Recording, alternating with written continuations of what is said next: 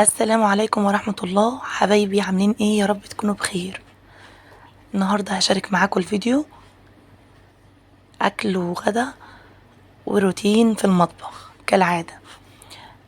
بداية كده بحب اشكر كل اللي دخل في قناتي جديد. اهلا ومرحبا بكم. بجد نورتوني. ربنا كده يبارك لي فيكم ان شاء الله. ومتشكرة ليكم يا حبايب قلبي على تفاعلكم على فيديوهاتي. ربنا يجعلني دايما عند حسن ظنكم ويقدرني وانزل لكم كل ما هو جديد وكل ما هو مفيد ليكم ان شاء الله. طبعا بدأت الفيديو معاكم وبقول لكم طبعا يعني امبارح كنا اكلين لحمة ورز وبطاطس. طيب تاني يوم بعد اللحمة والكلام دوت بنحتار، طب هنعمل ايه النهاردة؟ هنعمل اكلة كده ارتاحي. فطبعا كان معانا شوربة من اللحمة، فانا بقى بستغلها وبحطها في الفريزر. وبعد ما بحطها في الفريزر تاني يوم بقى او بشيلها الوقت العوزة. طلعتها وكنت جايبة شوية توابل معايا وبهارات من العطار. فحبيت أشارككم يعني كل حاجة دي جبتها تقريبا، دول جبتهم كلهم ب100 اهو. كان ناقصني حاجات كتيرة قوي في التوابل، الفلفل الأسمر والكزبرة والكمون. فبحب بنات أجيب الحاجة بتاعتي حصى، بحيث ان انا اطحنها وانقيها حلو في البيت. عفوا. برضو يا بنات يا ريت لما تجيبوا حاجاتكم من العطار، يا ريت ما تجيبوهاش اللي هو مطحونه، لانه بصوا يعني ما فيش بعد نظافتك انت لبيتك وحاجتك اللي هتعمليها لنفسك ولعيالك وبيتك. فيفضل انك انت تجيبيها حصى، بحيث انها لو كان فيها اي طينه اي حاجه كده غير مرغوب فيها تشيليها بقى وتتخلصي منها وتنقيها حلو وتكوني ضامنه نتيجتها ونظافتها. هنا بقى الحلة دي عادي جدا لو عندكم حلل ستانلس ولا حاجة، ينفع تحفظيها في التلاجة، يعني الطعام فيها أو الأكل فيها. فأنا بقى حطيت الحلة دي على النار بحيث إنها تفك الشوربة. وتعالوا نعمل مع بعض غدوة سريعة ولذيذة في نفس الوقت. وبالنسبة لو معاكي عيال يعني وأطفال، برضو ما فيش اختلاف عليها، يحبوها معاكي وياكلوا ويشكروا ربنا والحمد لله على كده. هنا بقى جبت فص توم حلو كده وقلت اما افصصه ودقيته مع بعض. جبت حلة على النار وقلت اما احمر كيس لسان عصفور. جبت معلقتين من السمنة حلوين مع شوية زيت، هسيبهم يسخنوا على النار. واهو يا بنات هجيب لسان العصفور هحمره معاكم. عايزه اقول لكم شويه لسان عصفور طالعين اقسم بالله لذاذ جدا. سامحوني علشان صوتي، يعني مش عارفة أعلي صوتي أكتر من كده، إن صوتي واجعني وزوري واجعني. هنا بقى هجيب الكزبرة على بال ما لسان عصفور يتحمص مع نفسه كده. شايفين أنا بوريكم الطينة قد إيه؟ والله يا بنات بجد يعني آه، طلعت منها شوية طينة كده وشوية اللي هو زي ما تقولي العود، أو حاجات كده، يعني مش العود بتاعها. فأنا اتخلصت منها. طبعا لو اتطحنت دي في المطحنة، يعني اكيد كانت هتخلي طعمها وحش او مش هتخلي ريحة الكزبرة كده فريش وحلوة. هنا بقى جبت المطحنة بتاعتي بعد ما نقيتها كويس وهطحن الكزبرة مع بعض. صلوا على رسول الله يا بنات. انا نسيت اقول لكم قبل ما تبداوا الفيديو، يا ريت لو انت وصلت لحد هنا يا ريت تدوسي لي لايك، وقبل كده تدوسي قصدي تصلي على رسول الله. اللهم صل وسلم وبارك على سيدنا محمد وعلى اله وصحبه اجمعين. هنا حبايبي جبت البرطمان بتاع التوابل. طبعا البرطمانات الكيوت القمر دي بتاعتي، انا فضلت ان انا اجيبها صغيره بحيث انها تاخد معايا كميه التوابل اللي انا بستخدمها على مدار يعني 15 يوم 20 يوم. ما بحبش يا بنات احفظ التوابل عندي في برطمانات كبيره او تكون حجمها كبير. ليه؟ لانها اكيد انت مش هتستخدمي وتستهلكي الكميه كلها، فبالتالي بقى هتكرف معاكي الريحه ممكن تعطن او يعني تعمل يعني تكرف او تعمل حاجه كده وحشه. هنا بقى الشوربه انا نقلتها في حله كبيره وسبتها تغلي على النار. جبتها بقى وسقيت بيها لسان العصفور بعد ما اتحمر معايا وخد اللون الذهبي الغامق كده الجولد. وسقيت لسان العصفور وهسيبه بقى كده يستوي يعني 3/4 سوا. هنا جبت بقية الشوربة حطيت فيها مرق الدجاج. هجيب بقى كيس من الويكا او كيس من البامية المجففة. بصراحة شركة بسمة يعني بتديني نتيجة رائعة، فجميلة في كل الخضروات المجمدة بتاعتها. هنا يا بنات برضو هشارك معاكم يعني ايد في المواعين وايد في الطبيخ، فالله المستعان. يعني اليوم ده برضو مفيش يوم راحة والله. يعني ما تقوليش لا النهاردة خلاص كده، ده امبارح اكلين والنهاردة لا هفلت يوم كده راحة. عايزة اقولك بصي، الخدمة والمواعين والدنيا دي والكركبة بتجيلك من تحت الارض. فطبعا استعيني على قضاء حاجتك بذكر الله واستغفري ربنا. هتلاقي ربنا يعني موقف لك ملايكة، مديكي طاقة. يعني بصي حاجة كده من عند ربنا. انت عندك باور، مش حاسة انك انت يعني هبطانة، مفيش قدرة مفيش قوة. لا هتلاقي نفسك كده متشجعة، صحتك مساعداكي. فكوني انك انت تستعيني بالله، اكيد ربنا هيوقف معاكي يعني ايه صحتك وما يخذلكيش. فطبعا ادعي الايام دي، فعلا كلنا ندعي نقول يا رب كده صحتنا ما تخذلنا ابدا ولا يحرجنا لحد، يا رب العالمين. هنا بيبي المواعين اللي تطلع مني او استخدمها على طول كده وعلى السريع وانا واقفه، افضل بقى ما اطلع من المطبخ واشيل هم ان انا ايه سايبه كومه مواعين قد كده. طبعا انا سايبه الويكه، او انا هعمل معاكم الويكه الخضراء اللي هي الصعيدي دي بتاعت ماما وبتاعت امهاتنا زمان. سايبه بقى لسان العصفور يستوي على النار، وسايبه الباميه او الويكه، هي الويكه الخضراء طبعا بتتقال يعني تستوي. فقلت بقى اما اخلص المواعين دول اللي في الحوض، بحيث ان انا يعني ايه اكسب وقت، دول يستووا وبالمره اكون خلصت غسيل المواعين. لا اله الا انت سبحانك يا ربي اني كنت من الظالمين.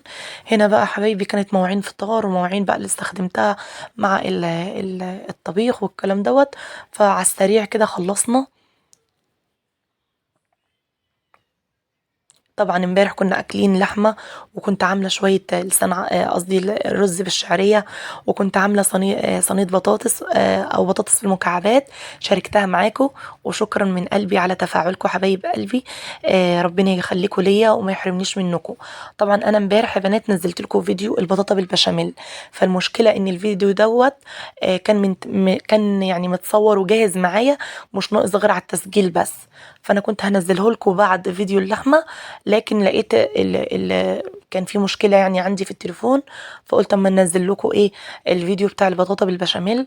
والنهارده هنزل معاكم الفيديو دوت بتاع تاني يوم من اللحمة، اللي هو الشوربة بقى. وعملنا الأكلة اللي هي بقول لكم عليها دي لسان عصفور وويكا. هنا حبايبي بعد ما خلصت بقى المواعين، آه، غسلت الرخامة بتاعتي غسلة نظيفة، والخلاط طبعا بتاع الحوض. لازم تعملي الحركة دي في مطبخك باستمرار. هتلاقي نفسك بصي يعني مفيش ريحة غير مرغوب فيها. هتلاقي نفسك بصي كل حاجة بتلمع عندك. بعد ما تخلصي كده غسيل المواعين بتاعتك، تجيبي فوطة، وتكون الفوطة تكون نظيفة وريحتها حلوة، ما تكونش مكمكمة كده ولا كارفة معاكي دهون ولا أي زيوت ولا أي حاجة. هتلاقي نفسك بصي ريحة مطبخك بتلمع ونظافة مفيش بعد كده. هنا حبايبي لسان العصفور استوى معايا 3/4 سوا. طب ليه يا نورة ما سويتهوش سوا كامل؟ هقولك علشان انا طبعا محضره الاكل بقى لي فتره، ولسه كله ما اتجمعش يعني. فعلى بال ما اسخنه تاني مع البخار هيسويه ربع السوا التاني، فعشان ما يكونش مهري معاكي. هنا حبايبي الويكا استوت تماما. جبت الخلاط يا دوب هضربها ضربة كده بسيطة.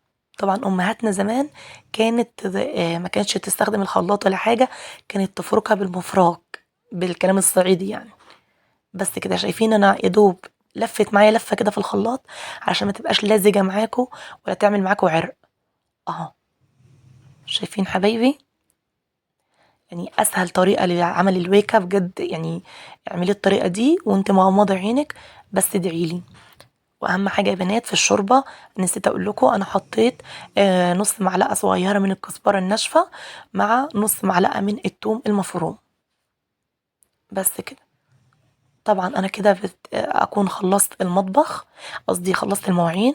تاني حاجه خلصت الغدا، ولسه كان احمد والجماعه كلهم مجوش من الشغل.